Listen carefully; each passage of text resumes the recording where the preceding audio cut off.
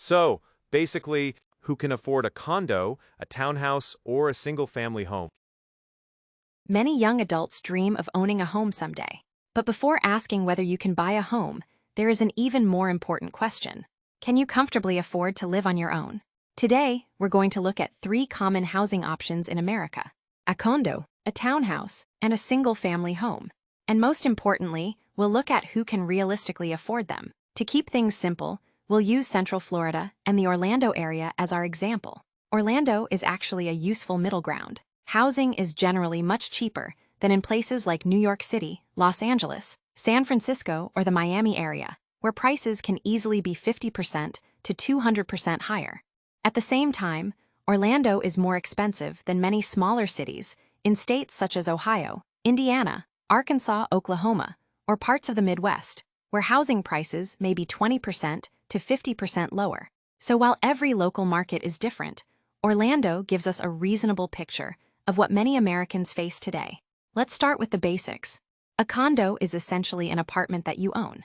A townhouse is a home that shares one or more walls with neighboring homes. A single-family home is the traditional detached house sitting on its own piece of land. Today, a typical condo in the Orlando area might cost around $180,000 to $250,000. A townhouse may cost approximately $250,000 to $350,000. And a modest single-family home often starts around $300,000 and can easily reach $450,000 or more.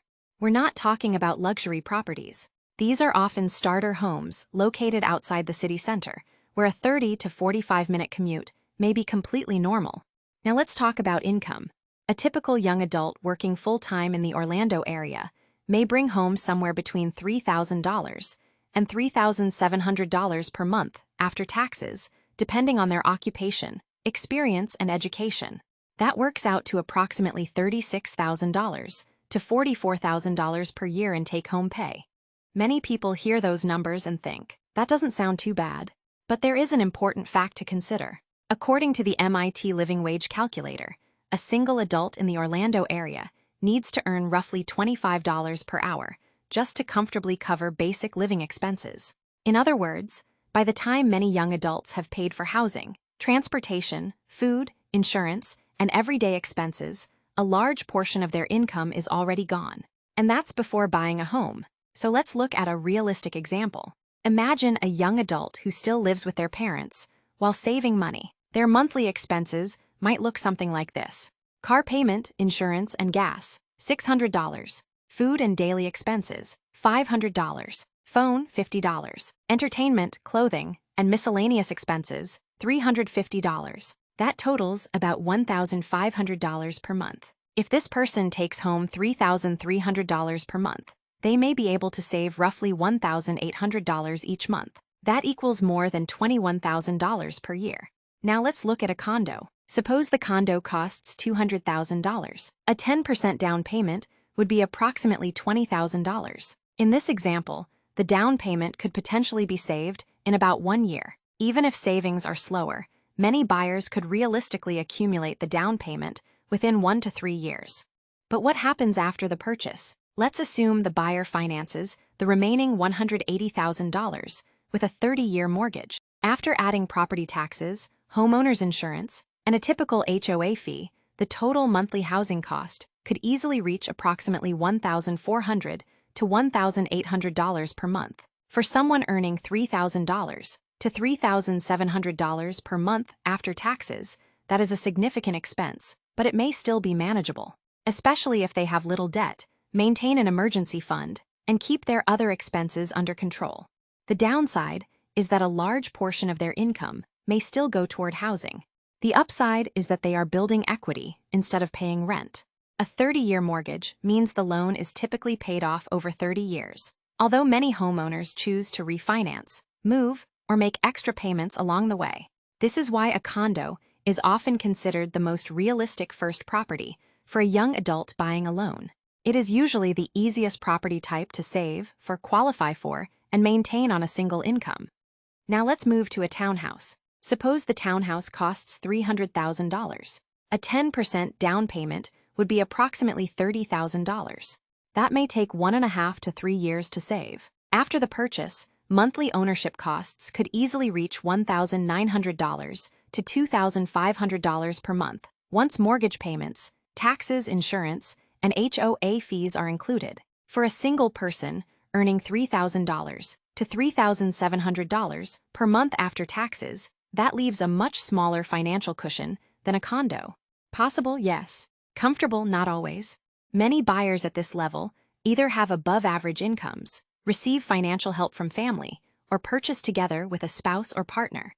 Finally, let's look at the classic American dream, the single-family home. Suppose the house costs $350,000. A 10% down payment would be approximately $35,000. For someone saving aggressively, that could still be achievable within 2 years. Surprisingly, the down payment is often not the hardest part. The real challenge comes after the purchase. Mortgage payments, property taxes, homeowners insurance, repairs, maintenance, lawn care, unexpected expenses. Together, these costs can easily reach $2,400 to $3,300 per month, depending on the property, insurance costs, and interest rates. For someone earning $3,000 to $3,700 per month, that leaves a relatively small margin for everything else life requires: food, transportation, healthcare, retirement savings, emergencies, vacations, and simply enjoying life. This is why many people discover that qualifying for a mortgage